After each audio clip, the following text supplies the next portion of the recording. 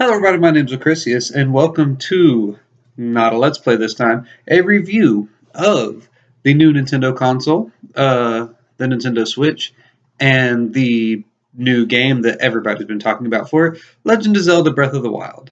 Now that I have that introduction over, I do wear glasses. I'm going to take them off because I can't stand that glare, and I'm assuming y'all cannot either. Anyway, and I don't have any backlighting. The light's just from my ceiling, so the glare is nothing I can do with right now. This isn't going to be another, oh, the Switch is the best, or the worst game console ever. Oh, Breath of the Wild is the best, or I haven't heard this, but in case some people have said it, it's nowhere near the worst game. So if any of you hear anyone say that, they're wrong. They're wrong. There's nothing I can say other than that. I will be saying both the good and bad things about the console and the game. I'm going to start with the console first, then switch with the game because you don't need one to play the other. You can get it on the Wii U. And for those who don't want to buy a Switch because they don't know if it's worth spending the money, I'm not going to say it is, but to me it was. I was back and forth between buying it, and when I heard that they shut off, they're not going to be creating anything new for the Wii U. That is when I decided to buy the Switch. Oh, I decided a little bit before then, but that solidified my decision. If you don't want to buy a Switch because you don't know how well it's going to work out in the future with games and third-party people coming in here, I completely understand that. That was one of my doubts as well. And you're perfectly justified in doing that. I had the money and had already decided I was going to buy it. So, sorry about that. The Nintendo Switch is one of my favorite game consoles. Right now, probably that's because my favorite game, Breath of the Wild, is on it. I know it's a little weird saying Breath of the Wild is my favorite game. Obviously, I'm a big Zelda fan. Ocarina of Time is my hands-down favorite game ever, but Breath of the Wild is a close second, and since it's the one I'm playing right now, it's my favorite. I do have Ocarina of Time for the Nintendo 64, and I have it on the Wii U, and my fiance has it on the GameCube. So I have plenty of other ways to play it. It's just right now this is taking up all of my time. But back to the Switch review. The console so far has definitely been worth it. It worked perfectly for me for the first 3 weeks or so. I did notice a slight problem. I've only noticed 2 problems total. 3, but that's Nintendo's choice, and it will get fixed. The third one is it doesn't have any video streaming services like Netflix, Hulu, Crunchyroll, but I heard those will be coming in time, which I hope is true because that's aggravating. But I digress. The 2 problems I've noticed. The first one, my left Joy-Con, and when I looked it up online when I couldn't figure it out, I heard some people's right Joy-Con, so it's not independent to which one it is, would not turn on. It was fully charged. I couldn't even see whether the charge was there or not, but I had it charging overnight with my right Joy-Con. My right Joy-Con was fully charged, working properly. My left one I hadn't done anything with, and earlier that day, I played it 3 or 4 times that day because I go to college, and in between classes, I pull out my Switch and play. I'm not the only one, in case y'all are judging. There are others. And my teachers seem to like it, except one. He doesn't really know what it is. Anyway.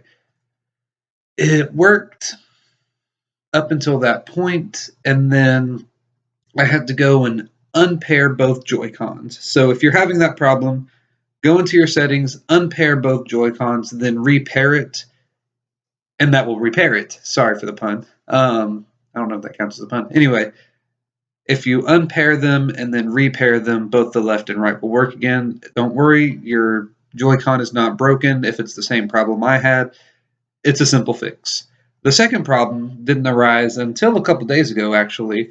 I was in the middle of playing, and I came to a part where I was wanting to take a screenshot. I'll tell you more about that later. Tried to take a screenshot, nothing happened. Okay, I figured maybe my memory was full. I know the Switch doesn't have that big of a memory, and maybe they added a feature where if your memory's full, you can't take screenshots. Then I tried to hit the home button after I saved to go into sleep mode, because I never turn it off. I always put it on sleep mode. The home button wasn't working. So both my left and right Joy-Cons, the bottommost buttons, screenshot and home, didn't work. I had to go to work, so I didn't have time to Google it and figure it out. I Googled it a little bit, and I was hearing just turn it off, then turn it back on. I tried turning it off. That wasn't working. So I went home, or I went to work, stayed there, came home. Switch was still on because I didn't do any of the settings of when it should automatically power down yet. And after about 10 minutes, I did manage to get the Switch turned off. I turned it back on, and the Joy-Cons worked well after that. Those I don't think are hardware issues. I'm pretty sure they're software issues, and with a couple updates, those will be easily fixed. So don't let those scare you away. The problems don't arise very often. I've only had those two, and I bought the Switch the day it came out. I didn't get it at GameStop. I pre-ordered Breath of the Wild the day the pre-orders became available, but I forgot to pre-order the Switch because I thought if they release a Zelda edition, I'll pre-order that. I was dumb. I know. I paid for it with much agonizing in the weeks to come, and then finally I had to go to Walmart, and I bought their last gray Switch that night. All the rest they had were the red and blue ones. I have nothing against the red and blue ones, just I like the gray ones, and I'm probably going to buy a sticker for them anyway. Sorry for the swiveling. I am ADHD, and, well, I find it hard to sit still. So you'll see me lean back, you'll see me lean forward, you'll see me a lot of hand movements. I'm not Italian, I promise. I don't think. I know I have Spanish in me. Anyway, the Switch. So those are my three problems with that. The interface is pretty smooth. I haven't noticed any lagging issues. They have updated it to fix any performance issues that have come about that people have talked about. I've never noticed it. Also, the dock does not scratch the screen. My fiance asked that. One of my teachers asked that. And one of my coworkers asked that. I have had no instance where my dock has scratched my screen, nor has anyone else who I know who owns a Switch. So I don't know where that rumor got started, but as far as I can tell, it's bogus. I have had no problems, nor do anyone I know of has any problems with it. That's all I have on the Switch itself. It'll become even better when it gets the video streaming apps, because right now I have to switch to my PS4 to watch Netflix and Crunchyroll, which is a little tedious. Oh, it has a nice feature. I didn't know about this until the other day, where if you turn on your Switch, it will automatically change your TV channel to your Switch's channel, which is awesome. I'm a millennial. You won't hear me say that often if I do many more vlogs. I don't like pushing buttons. I don't like... For a while, I lost my controller, and I didn't like getting up to switch the channel. And then finding the remote was another pain because you all know remotes have a tendency to wander, unless it's your game remote. But your TV remote has a tendency to wander around. And it was a pain looking for it. So now that I know that I can just turn on my Switch and it'll switch to that channel, that is awesome. Good job, Nintendo, adding that in there. If any more problems arise, I'll make a new video talking about that. But we're about to hit the 8. Well, we already hit the 8-minute mark, and we're not about to hit the 9-minute mark like I was about to say. Anyway, now I'm going to go on to Breath of the Wild. Breath of the Wild is a beautiful game. It is massive. Yes, I'm sure if anyone's looked into this enough to watch this video anyway, you know there are quick travel stations, so you don't have to worry about that. You're not going to have to run across Hyrule all over the place. Temperature is a factor. Weather is a factor. You have different monsters at different levels coming at you. It's just awesome. It's hard. It's the only Zelda game that I repeatedly die in. And yes, I'm not going to lie. I die in that game. Not that often. I died more so in the beginning before I really knew what to do. Now I die out of stubbornness when my stamina gauge goes too low, but I try and push just a little bit more. The first time I died was to a red bubblekin. And I'll go into this later, but red ones are kind of hard. No, not red ones. There's a black one, not a red one. Red ones are easy. It was my first time coming up against one. I didn't have a shield, and I had wasted all my arrows already. And I had just a little club, not a big club, just a little club, like one of the very weak clubs you can get. It slaughtered me a couple times, actually. And that's when I first realized this game is awesome. It's not going to be one of those easy run-through Zelda games. Ocarina of Time, I can actually get through without dying once, unless I get cocky. I've beaten that game about 10 times, so I will go into the phase of, oh, I know this, I'm not gonna die, and then I'll do something stupid and die.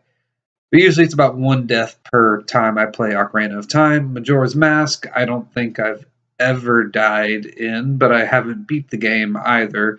I played it when I was younger, and I didn't get the chance to beat it. I never played Twilight Princess. I need to, definitely. I can't really call myself a Zelda nerd if I haven't played all the games, now can I? Um, Wind Waker, I died maybe 3 times playing the game the first time, and maybe once per play after that. I've played a total of 3 times, and I beat it twice. The third time, it was between consoles, and it wasn't my console. I was just playing on someone else's. Um, I don't think I ever died in Spirit. No, I died in Spirit Tracks, which is why I stopped playing it, because I got trapped on the train tracks, and there was nowhere for me to go. And I was heading to the last boss battle. And that game, I'm sorry, that game is stupid. It's not the stupidest Zelda game. Triforce Heroes. Don't do it. Unless you're into a evil witch who is from the Drablands and she forces Princess Styla to wear a unitard for the rest of her life. Don't. Not worth it. Trust me, I bought it, gave it to my fiance. My fiance gave it back to or we're gonna sell it back to GameStop. I don't know if she's giving it back yet. But anyway, again, I digress. That those are not Breath of the Wild. Breath of the Wild. There are many features in the game that they don't tell you about because they're not trying to handhold, which is awesome. I know a lot of people say it's too handholdy. It's not. One of the first time I died twice without knowing why. First time I ran out of stamina, and then I saw the fish in some water. I didn't know you had drowned, and I'm like, oh, I'm low on health. I need to grab that fish so I can eat it. Jumped in the water, drowned. So if you're low on stamina, don't go in the water. It's bad. I wasn't thinking. I was running from the first guardian I had ever seen, and it had killed me a couple times, and it was bad news. I was flustered. I made mistakes. The second time was lightning storms, and I hated it at the time, but I really, really, really appreciate that feature now.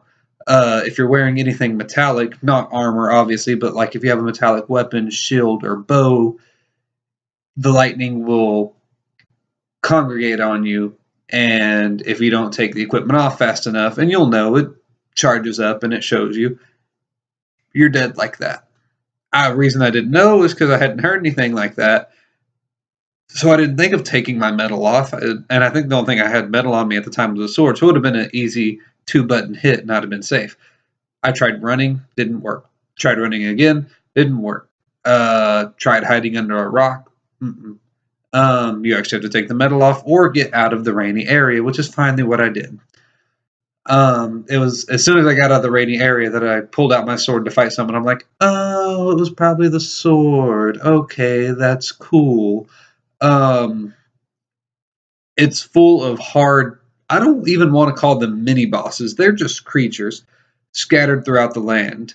They're centaurs. My first experience with a centaur, I didn't even want to fight it at first because centaur, cool. Is it an enemy? Is it not? It's an enemy. Don't.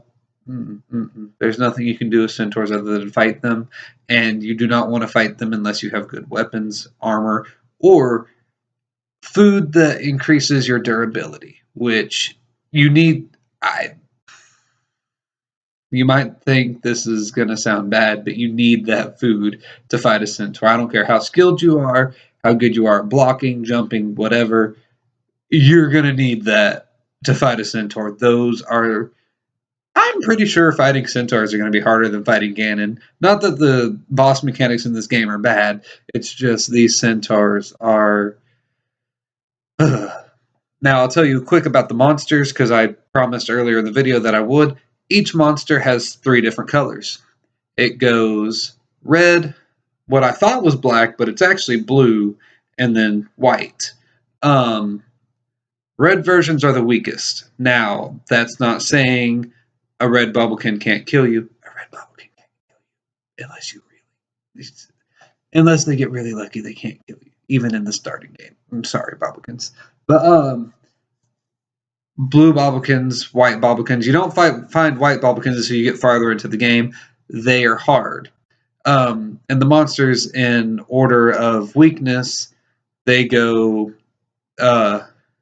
obviously the bats, which are called Keese. They're the weakest. There are regular Keese, fire Keese, ice Keese, and electric Keese. Ice and electric Keese are pains in the butt. Fire Keese you can hit with your sword and backstep real quick. You won't get burned. You hit an electric Keese, you're going to get shocked, and ice Keese, you're going to get frozen. And I got frozen by a Keese an ice Keese that I shot and killed with an arrow, and I went to go collect its stuff, but it didn't finish disappearing yet, and I was so aggravated by that. It didn't hurt me, but I was like, oh yeah, I'm going to go grab its stuff. No, it was dumb. Well, not dumb in the game, just I didn't like that it happened. The next are the chews. The chews, which are terrifying in some games, and they can be here if you're low enough on hearts or it's the right type of chew. We have regular blue chews, we have electric chews, fire chews, and I feel like I'm ice chews, and I still feel like I'm forgetting one. But they come in various sizes. Obviously, their colors are representative of their element, but which oddly enough, electric chews are green and not yellow. Go figure. They go that way, so they don't follow the 3-color rule that I was telling you about. Then Bubblekins, then Stephalos, then Bobblekins, then Moblins, then Lizifos. Yes, I say Lizifos over Moblins. Moblins are strong and they can do a lot of damage, but they're slow. Lizifos aren't quite as strong as Moblins, but they're faster. And they also have elements that go with them: fire, ice, electric. So they're pains in the butt. Plus, they do subscribe to the red, blue, and white categories. Which I believe even the elemental ones subscribe to those categories, but I'm not sure. I try to avoid them. But the Lizifos have some of the best weapons in the game, which are the boomerangs. They have a regular bladed boomerang, a dual bladed boomerang, and a tri-bladed boomerang, which are awesome. You can actually get a regular boomerang, like you can in all the rest of the games. Obviously, it's got the durability like everything else. You find it in a treasure chest. I've only found one. It's pretty cool, but I replaced it with a dual-bladed Lizifos. Lizael, actually, is what they called it. Boomerang. But, so each of those monsters I named after the Stephalos do the... Oh, and then after the Lizifos, we have the Centaurs. And actually, before the Centaurs, we have Hinox, which I'll tell you about that in a minute. Then we have Centaurs. And then in a category of their own, because they're both really hard and super easy, I actually don't know their names, because I haven't tried to take a picture of them. You get a camera that lets you name things. Or not name things, but see what the names of things are. They're little wizards, and they each have an element: fire, electricity, ice, and they have a wand that shoots that at you. And after you kill them, you get that wand, which is really cool. Even though I don't use them very often, I like to collect them. They're both really hard and really easy. The best way to kill them is with the bow. So if you're out of arrows, you're out of luck and you might die, or you can just run away. They're not going to chase you very far. They don't subscribe to the color thing because their elements subscribe to their colors, and they're all about the same strength, just with different levels of annoyance depending on their element. Hinoxes are basically Cyclops. Not basically, they're Cyclopses. Giant Cyclopses.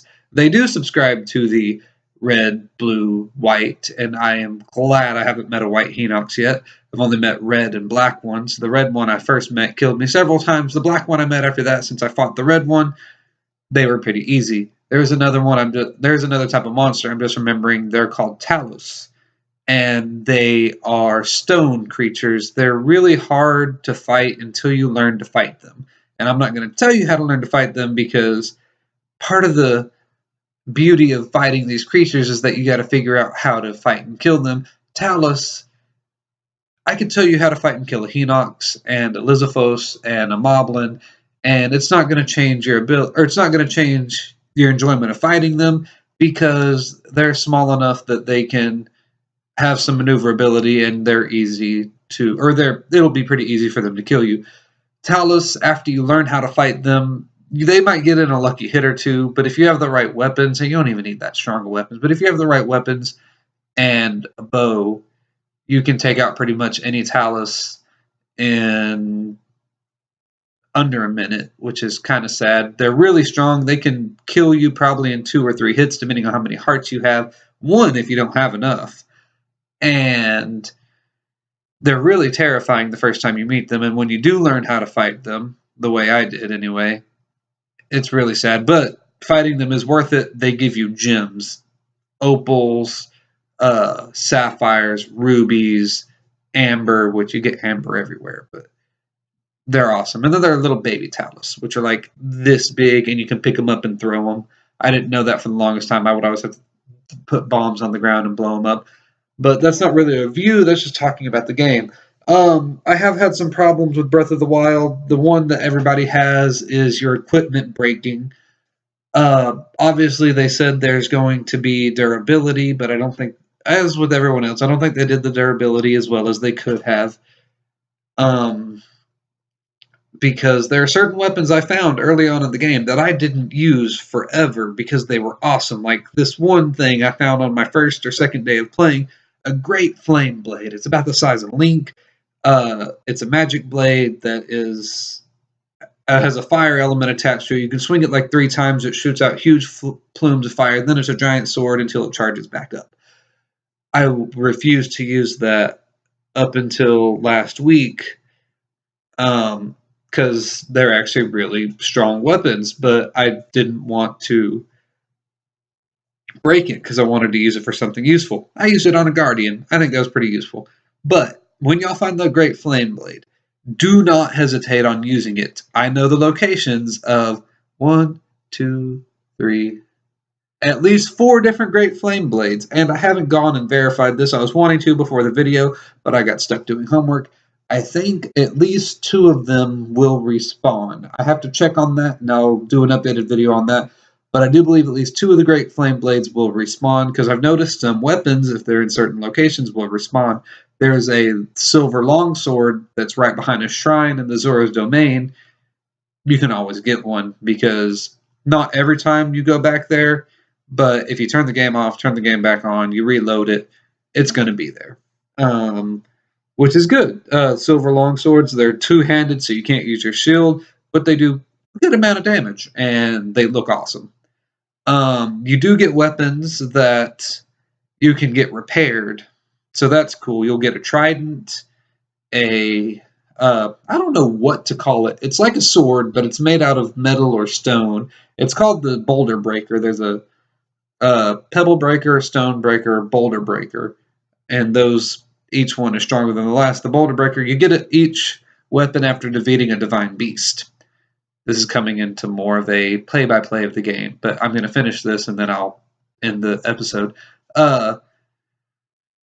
Each divine beast had a champion. Each champion had a weapon. When you defeat the divine beast, you get that champion's weapon. And there's someone in whatever village that will say, if you break it, come back and I'll rebuild it. Actually, you get 2 tridents. I just haven't figured out how to get one of them. One's the heart scale trident. It's awesome. I love spears. I haven't got it repaired because they each cost diamonds. There's an easy way to get diamonds, though, and I'll tell you that later when I apparently talk more about the game because I can't stop talking about it.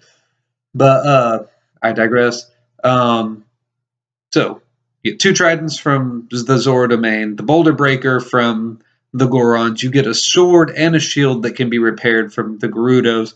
As for the Rutos, I'm actually in the middle of doing that right now. I know I said I've had the game since it came out, and I've been playing it since it came out, but between homework and actual work, I haven't played as much as I want to. Plus, I could have beaten the game a couple times over by now, but I just love exploring and going through all the little nuances of the game and finding everything out. I have found almost 100 Koroks without the use of Google. My fiance has found over 100 Koroks, but she used Google for at least some of them. I'm trying to say that quietly because she's in the other room actually playing right now, and she hates it when I say that. Um, which if you want to use Google, it's fine. I just like picking on her. It's not fine. Do it your own. I'm sorry. It's for the enjoyment, guys. Anyway, shrines, Koroks. I found most of them. I hear you can get the full Link armor, classic green tunic, and I'm going to try and find that. I've heard rumors that you get it after beating all shrines, which is cool. I'm not going to fight Ganon until I beat all the shrines anyway. Koroks, you might think they're useless little Easter eggs, which in a way they are, in a way they aren't. They're awesome finding them. They're always in the coolest little places. Some of that is a pun, by the way, and a hint. But they also give you Korok seeds, which you can bring to Hetsu, and Hetsu is a giant Korok who will expand your inventory. The only thing is he doubles the amount of... He adds a Korok seed to each... Okay, so it takes 1 Korok seed to expand your weapon stash. When you expand it again, it takes 2. Expand it again, it takes 3, 4, so on and so forth. I'm up to about 18 Korok seeds to expand my weapon stash by 1 slot. Yeah, I do a lot of my weapon stash. I've upgraded my bow and shield stash by 2, and my weapon stash, that's where the rest of my seeds went. Well, not all, obviously not the rest of them. I hold about 50 seeds right now. I'm not going to go too much into detail about the game. I just want to tell you that. Another thing I don't like about it, and it's not a mess up of the game, it's just a choice by the creators that I hate. There's a horse called the Lord of the Mountain, and he's like a spirit horse, and he's blue, and he's awesome, and he has like endless stamina, and he controls beautifully better than any other horse in the game. And yes, I do have the best horse in the game, which is the pure white wild stallion, so I do have that. But he controls better than even that one, and he's faster, or at least as fast, and his stamina is endless, and you can't register him. And if you get off of him for more than 4 seconds, he disappears, and you have to find him again. And it takes at least 2 full stamina wheels to tame him. I'm still mad at that. Hopefully with one of the DLC, because I did buy the Wild expansion, they'll let you tame the Lord of the Mountain and register him, which would be nice.